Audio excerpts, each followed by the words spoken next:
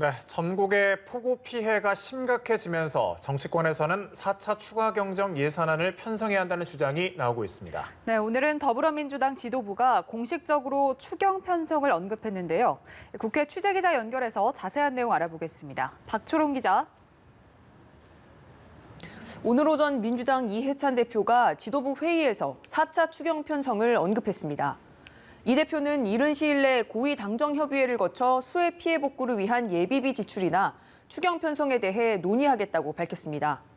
이해찬 대표가 말한 예비비는 태풍이나 장마 같은 예상치 못한 재난이 발생하면 쓰는 예산인데 현재 2조 원가량이 남았다고 합니다. 박광원 최고위원도 속히 예비비를 투입해 수해 복구에 나서야 한다고 밝히면서 예비비로 복구가 어렵다면 국회가 추경을 검토해야 한다고 말했습니다. 수해 복구를 위한 4차 추경은 야권에서 먼저 나온 얘기입니다.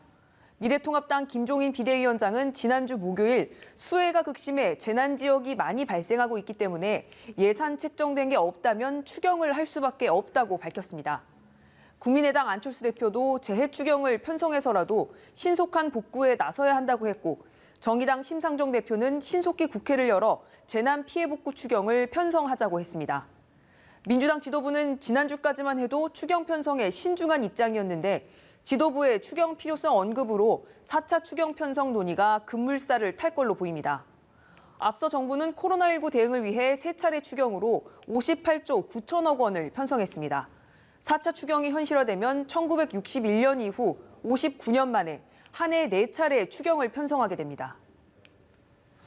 네, 여야가 수해 대응에는 한 목소리를 내고 있군요. 여야는 특별 재난지역 추가 선포를 서둘러야 한다는데도 뜻을 모았다고 하죠. 네, 그렇습니다. 민주당은 지난 주말 수해 피해가 컸던 전남, 경남 지역에 대해서도 신속한 피해 조사를 거쳐 특별 재난지역으로 지정해달라고 요청했습니다.